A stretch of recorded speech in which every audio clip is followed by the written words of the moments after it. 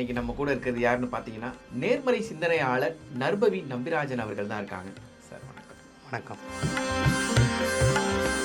இந்த பேரை நாம் சொல்கிறதுனாலையும் இந்த மந்திரத்தை சொல்கிறதுனாலையும் நமக்கு ஏதாவது ஒரு ரூபத்தில் மனித ரூபத்திலையோ தெய்வ ரூபத்திலையோ அல்லது ஏதேனும் ஒரு வடிவத்தில் வந்து நமக்கு உதவி செய்வார். நம்ம உடம்புல வந்து 7 சக்கராஸ் இருக்குது. இந்த 7 சக்கரங்களுமே ஆக்டிவேட் பண்ணக்கூடிய அளவுக்கு இது ஒரு சக்தி வாய்ந்த மகா மந்திரம். நிறைய இடங்கள்ல அந்த நர்பவிங்கிறது என் கண்ணிலேயே தெரிய ஆரம்பிச்சு. நர்பவிங்கிற பேர் வந்து என் குழந்தைக்கு வச்சுக்கலான்னு இருக்கேன், நீங்கள் சொல்லுங்கள் அப்படின்னு. அதனால் அவங்களுக்கு வந்து அந்த குழந்தையின் வளர்ச்சியை பார்க்கும்போதே அவர்களுக்கே பிரமிப்பாக இருக்குது. அது கொஞ்சம் ஆக்டிவேஷன் நல்லா இருக்குது. யாராச்சும் ஒருத்தர் சார் எக்ஸ்பெரிமெண்ட் மாதிரி யாராச்சும் வந்து எனக்கு தெரிஞ்சு வந்து கடவுள் வழிபாடே இல்லாத நபர் க்ரோட்ஸ் அண்ட் க்ரோட்ஸில் டேன் ஓவர் பண்ணுறேன், அதுக்கு காரணம் இந்த மந்திர சொல் தான் அப்படின்னு சொன்ன நபர் முகநூல் தளத்திலேயே எழுதியிருக்காரு. ஜாதகம் பார்க்க வராங்கன்னு வைங்களேன், நேரில் வராங்க அப்படின்னா விதியை வெல்வது எப்படின்னு திருவாவூர்துறை ஆதீனத்தில் ஒரு புத்தகம் போட்டிருப்பாங்க.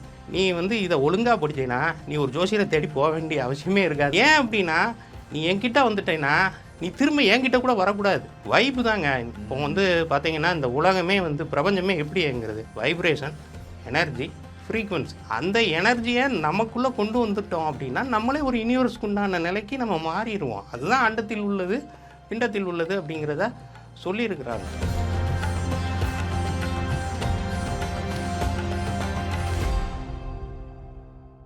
தி டிவைன் தமிழ் நேயர்களுக்கு வணக்கம். நான் விஜய் அறிகிற சுதன். இன்னைக்கு நம்ம கூட இருக்கிறது யாருன்னு பார்த்தீங்கன்னா, நேர்மறை சிந்தனையாளர் நர்பவி நம்பிராஜன் அவர்கள் தான் இருக்காங்க. சார் வணக்கம். வணக்கம்.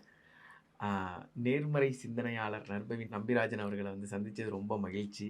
இருக்கிறதுல என்ன விஷயம்னா, நர்பவி அப்படின்னு நீங்கள் வந்து கேமராமேன் ஆன் பண்ணும்போது கூட ஹலோன்னு சொல்லாமல் நர்பவி அப்படின்னு சொன்னீங்க. நான் கூட நினச்சேன் நர்பவிங்கிறது ஒரு தெய்வத்தோட பேரோ அப்படின்னு.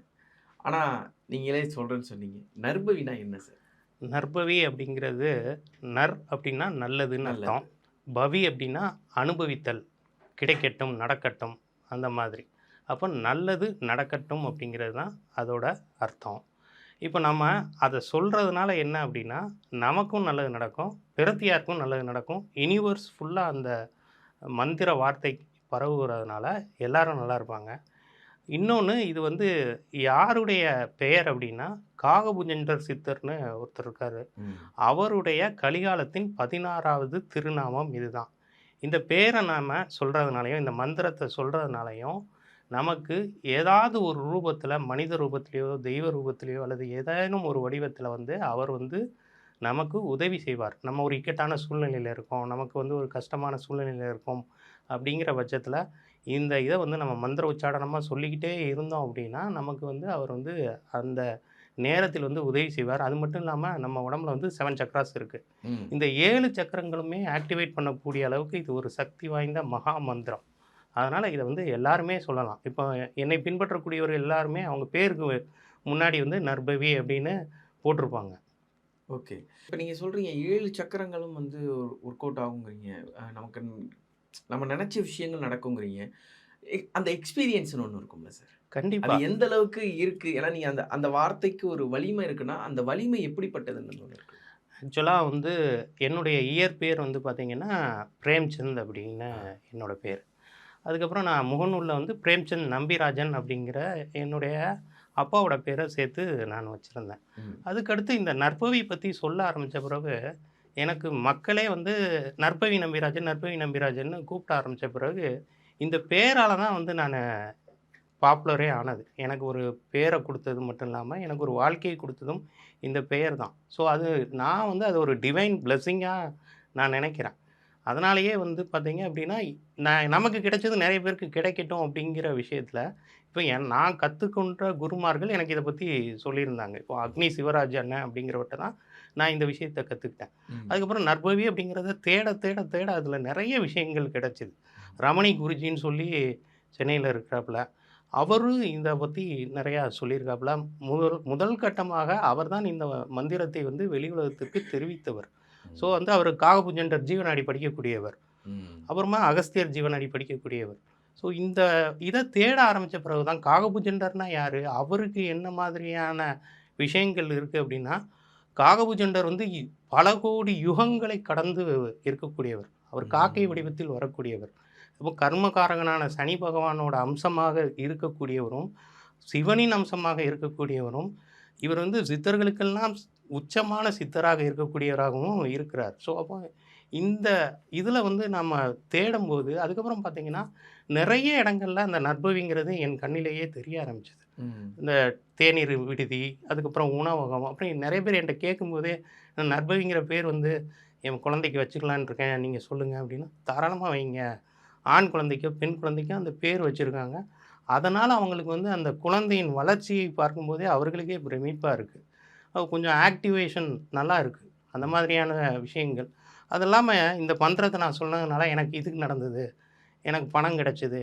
எனக்கு வந்து இக்கட்டான சூழ்நிலையிலேருந்து நான் மீண்டுருக்கேன் அப்படின்னு என்னுடைய முகநூல் பதிவுகள்லேயே அவங்க நிறைய பேர் எழுதுறது உண்டு. எப்போதுமே ஒரு விஷயத்த நம்புற நம்புற பக்கம் இருந்தாலும், நம்பாத பக்கங்கள் நெறைய பேர் இருப்பாங்க. அ ஒரு சமமான சமநிலை இருக்கும் அதுல. அப்படி இருக்கும்போது யாராச்சும் ஒருத்தர், "சார் இதுலலாம் எனக்கு நம்பிக்கை இல்ல சார். இருந்தாலும் நீங்க சொல்றீங்களே நான் பண்றேன். எனக்கு ஏதாச்சும் நடக்குதான்னு பார்ப்போம்." அப்படின்னு எக்ஸ்பெரிமெண்ட் மாரி யாராச்சும் வந்து வந்து இது பண்ணியிருக்காங்களா? தாராளமாக. அப்ப அது அதாவது நடக்கும்ல அது? கண்டிப்பா வந்து அ, எனக்கு தெரிஞ்சு வந்து கடவுள் வழிபாடே இல்லாத நபர் ஆ. நம்மள வந்து பின்பற்றி நீங்க சொன்னதுனால இந்த நற்பவிங்கிறத நான் எழுத ஆரம்பிச்சேன். ம். இந்த நற்பவிங்கிறத சொல்ல ஆரம்பிச்சேன். இன்னைக்கு என்னுடைய நிறுவனத்திற்கே நான் நற்பவின்னு வச்சிருக்கேன். நான் வந்து குரோட்ஸ் அண்ட் குரோட்ஸ்ல டர்ன் ஓவர் பண்றேன். அதுக்கு காரணம் இந்த மந்திர சொல் தான் அப்படின்னு சொன்ன நபர், இத ம். வந்து முகநூல் தளத்திலேயே எழுதியிருக்காரு. அது வந்து பெரிய விஷயம். அது மாரி ம். நெறைய பேர் வந்து இந்த நற்பவிய நான் சொல்லி எனக்கு வந்து இது நடந்தது, அது நடந்தது. எப்போ பார்த்தாலும் இப்போ உதாரணமா பார்த்தீங்கன்னா, நான் வந்து ஏதாவது ஒரு பதிவு முகநூல்ல எழுதினாலோ, அல்லது ஒரு சேனல்ல இப்போ நான் பேசுறேன் அப்படின்னாலோ, அந்த ஃபாலோயர்ஸ் வந்து அத பார்த்துட்டு வந்து அவங்க கமெண்ட்ல வந்து நற்பவின்னு தான் டைப் பண்ணுவாங்க. ம். ஸோ அந்த நம்பிக்கை வந்து அவர்களுக்கு மிகச் சிறப்பாக வேலை செய்திருக்கிறது. நம்பாதவர்களுக்கு கூட அந்த நற்பவிங்கிறது கண்டிப்பாக வேலை செய்யும். ஓகே. அத அவங்க பார்க்கறதுனாலயும், கேட்கறதுனாலயும், சொல்றதுனாலயும் ஏன்னா வந்து பார்த்தல், கேட்டல், அதுக்கப்புறமா நம்ம இது மூலமாக வந்து அந்த மந்திரம் எப்படினாலும் வந்து யாருக்குனாலும் வந்து நம்பிக்கையே இல்லாம சொன்னாலும், இப்போ வந்து பார்த்தீங்க அப்படின்னா, ஆ நமக்கு வந்து ராமாயணம் எழுதினவர் இருக்கார் இல்லைங்களா? அவர் வந்து கேட்கும்போது வால்மீகி, நாரதர் வந்து அவரு ஒரு வேடனா இருப்பாரு. அவரு வந்து நிறையா இது பண்ணிட்டுருப்பாரு. அப்போ வந்து நாரதர் அவர கூப்பிட்டு கேட்கும்போது, "நாளைக்கு இந்த நீ பண்ற பாவங்களெல்லாம் வந்து உன் வீட்ல ஏத்துக்குவாங்களான்னு கேளு" அப்படின்னோனே, அவங்க ஏத்துக்க மாட்டோம். எங்களுக்கு எதுக்கு அந்த பாவம்? உன் வேலை வந்து எங்களுக்கு வந்து இது பண்ண வேண்டியது. அது உன்னுடைய கடமை. அதுக்கு நீ கொன்னுட்ட அப்படிங்கிறதுக்காக அந்த பாவத்த எதுக்கு நாங்க ஏத்துக்கணும்னு சொல்லுவாங்க. அப்புறம் தான் அவருக்கு திருந்தி, நான் என்ன பண்றதுன்னு கேட்கும்போது, அவருக்கு வந்து "உனக்கு வேற என்ன தெரியும்?" அப்படின்னா, "எனக்கு மரம் ஏற தெரியும்" அப்படின்லாம் சொல்லுவாரு அப்போ. அப்போ "நீ ராம ராம ராம ராம அந்த அப்படிங்கிறத ராம ராம ராம ராம ராமன்னு சொல்லு" அப்படின்னு சொன்னோனே, அந்த ராம ராம ராம ராம ராம ராமன்னு அந்த ராம மந்திரத்த வந்து அவரு என்ன ஏதுன்னே தெரியாமலே அவர் அவரு சொல்ல சொல்ல ஆரம்பிச்சுட்டாரு. ஆரம்பிச்சுட்டாரு. சொல்ல ஆரம்பிச்ச பிறகு அவரே வந்து ஒரு வால்மீகி அப்படிங்கிற இதுல அவர் ராமாயணம், வால்மீகி ராமாயணம்ங்கிறத எழுதிடுறாரு. ஸோ இது வந்து ஒரு நிதர்சனமான உண்மை. இது ஓகே. வந்து புராணத்திலயும் இருக்கு, நம்ம கலிகாலத்திலயும் இருக்கு. நீங்க நெறைய பதிவுகள் போடுவீங்க. WhatsAppல பார்ப்பேன். நான் இந்த காலகட்டத்தில சொன்னது, அ இப்ப நிகழுது அப்படிங்கிற மாரி. அ அ அந்த மாரியான ப்ரெடிக்ஷனுக்கும் இந்த மந்திரத்துக்கும் ஏதாச்சும் சம்மந்தம் இருக்கா? இல்ல மந்திரத்திற்கும், ப்ரெடிக்ஷன்ஸுக்கும் சம்மந்தம் அப்படிங்கிறத விட, ஆ. கிரகங்களுக்கும் அந்த ப்ரெடிக்ஷன்ஸ்க்கும் தான் சம்மந்தம் கண்டிப்பா. இருக்கு. ஆக்சுவலா வந்து பொதுவாவே பிளானட்டரி பொசிஷன்ஸ் வந்து என்ன மாதிரியா போயிட்டுருக்கு அப்படிங்கிறத டே டு டே லைஃப்ல ஒரு ஜோதிடராக இருக்கக்கூடிய யாருமே வந்து அத வந்து பார்க்கணும். அது மட்டும் இல்லாம இந்த ப்ரெடிக்ஷன்ஸ் ஏன் சொல்றோம் அப்படின்னா, இது நமக்கு புகழ் வர்றதுக்கோ, இல்ல பேர் கிடைக்கிறதுக்கோ, இது மூலமா நமக்கு பணம் வர்றதுக்கோ ஆன விஷயம் கிடையாது. மக்களுக்கு வந்து ஒரு எச்சரிக்கைக்கான விஷயமும், அதே மாரி இந்த விஷயங்கள் நடக்கப்போது, இந்த மாரியா நான் அதுக்கான இதையும் சொல்லிருவேன். என்ன மாதிரியான வழிபாடு அந்த காலகட்டத்தில பண்ணணும், அப்படிங்கிறதையும் சொல்லிருவேன். அப்படி நெறைய விஷயங்கள் வந்து இது நான் என்னுடைய குருநாதரான நெல்லை கே. வசந்தன் ஐயா அவர்களிடம் கற்றுக்கொண்ட விஷயம் தான் அந்த சொன்னதும், நடந்ததும் அப்படிங்கிற மாதிரியான இது. ஏன்னா, இஸ் அன் லெஜண்ட். அவர் வந்து ஒரு வாழும் சித்தராகவே இருந்து நெறைய பேருக்கு வழி காமிச்சிருக்காரு. எனக்கும் நெறைய அவர் வந்து செஞ்சிருக்காரு. எங்க ஃபேமிலி ஃப்ரெண்ட். அது மட்டும் இல்லாமல் நான் வந்து அவருடைய என்கேவி சிஸ்டம்ங்கிற இதில வந்து கல்வி கற்றதுனால, அ என்னுடைய முழு முதல் ஜோதிட இதுவே வந்து ஒரு இன்ஸ்பிரேஷன் இருக்கும்ல. இப்போ ஆமா, எல்லாருக்குமே ஆமா. ஒரு இது இருக்கும். சினிமாவுக்கு நீ ஏன் வர அப்டின்னா, சூப்பர் ஸ்டார் ரஜினிகாந்தோட இன்ஸ்பிரேஷன்ல சில பேர் வருவாங்க. ம். அதுக்கப்புறமா பார்த்தீங்கன்னா, கமலஹாசனோட இன்ஸ்பிரேஷன்ல வருவாங்க. அது மாரி ஜோதிடத்துக்குள்ள இன்ஸ்பிரேஷன் உங்களுக்கு அப்டின்னா, நான் அவரை தான் நான் எல்லா இடத்துலையும் சொல்கிறது உண்டு. அதனால் அந்த மாதிரி அவர் வந்து சொன்னதும் நடந்ததும்னு நிறைய சொல்லியிருக்காரு. அவர் சொன்ன விஷயங்கள் எல்லாமே நிறைய நடந்திருக்குது. 100% அந்த மாதிரியான விஷயங்கள். ஸோ அந்த தாக்கம் தான் எனக்கும் வந்து அதை ப்ரெடிக்ட் பண்ணணும். உலகியல் ஜோதிடம் முண்டைன் அஸ்ட்ராலஜின்னு சொல்லப்படக்கூடியது. நாட்டில் என்ன நடக்கும், நகரத்தில் என்ன நடக்கும், மாநிலத்தில் என்ன நடக்கும், மாவட்டத்தில் என்ன நடக்கும், எங்கே வந்து வெள்ளம் வரும் அப்படிங்கிற மாதிரியான விஷயங்கள் எல்லாமே அதுதான் வந்து நம்மளை தூண்டக்கூடியதாக இருக்குது. இப்போ நம்ம கிரகங்களை நோக்கி நம்ம போகும்போது அது நிறைய விஷயங்களை நமக்கு அதுவாகவே கொடுக்கும். ஓகே. பிரபஞ்சமும் அப்படி தான், கிரகங்களும் அப்படி தான். நம்ம எல்லா கிரகங்களையும் அந்த மாதிரி தான். இல்லை இது சனி நம்ம பயப்பட போகணும் அப்படிங்கிற இது கிடையாது. சனிக்கு என்ன நம்ம நியாயமாக இருந்தோம்னா நம்ம பயப்பட வேண்டிய அவசியமே கிடையாது. பிளானட்ஸில் வந்து ப்ளஸ்ஸும் இருக்கும் மைனஸும் இருக்கும். எல்லா பிளானட்ஸ்க்கும் அந்த மாதிரி தான். ஸோ இது பிளானட் சம்மந்தப்பட்ட விஷயங்கள் தான். மந்திரத்துக்கும் இதுக்கும் என்ன அப்படின்னா, மந்திரம் அப்படிங்கிறது நம்மளை வந்து நாம் ஒரு ஒரு என்ன சொல்கிறது, ஒரு ஹோமம் வளர்க்குற மாதிரி. இந்த காலகட்டத்தில் வந்து கலிகாலத்தில் வந்து நாமாவளி பாராயணம் தான் கடவுளே அதுக்கு வந்து மிக முக்கியமாக சொல்லியிருக்காப்புல. நாமாவளி பாராயணம்னா இந்த மாதிரி மந்திரங்களை சொல்கிறது. நிறைய விஷயங்களை வந்து நம்ம சமயக்குறவர்கள் 4 இருக்காங்கல்ல, அப்பர், மாணிக்கவாசகர், சுந்தரர், அதுக்கப்புறமா திருஞான சம்பந்தர், 4 பேருமே நிறைய விஷயங்களை நமக்கு கொடுத்துட்டு போயிருக்காங்க. அதை நம்ம ஒழுங்காக ஃபாலோ பண்ணாலே போதுமானது. எல்லா விஷயங்களும் கிடைக்கும். அவங்க ஒவ்வொரு கோயில்களையும் போய் வந்து அவங்க பாடியிருக்கிறதுனால தான் அதுக்கு பேரே பாடல் பெற்ற ஸ்தலங்கள்னு பேர். கிட்டத்தட்ட 274 சிவாலயங்கள் வந்து இந்தியா ஃபுல்லாக இருக்குது. அதில் தமிழ்நாட்டிலேயே வந்து 150க்கும் மேற்பட்டது. அதுவும் திருச்சி, அந்த காவிரி டெல்டா பெல்ட், தஞ்சாவூர் பக்கத்துலேயே 150 கோயில்கிட்ட இருக்குது. ஸோ அந்த கோயில்களை நாம் தேடி சென்று அந்த பாடிய அவர்கள் பதிகங்களை நாம் படித்தோம் என்றாலே நமக்கு சிறப்பாக வேலை செய்யும். இப்போ என்னிடம் ஜாதகம் பார்க்க வராங்கன்னு வைங்களேன், நேரில் வராங்க அப்படின்னா, நான் வந்து அந்த விதியை வெல்வது எப்படின்னு திருவாவடுதுறை ஆதீனத்தில் ஒரு புத்தகம் போட்டிருப்பாங்க.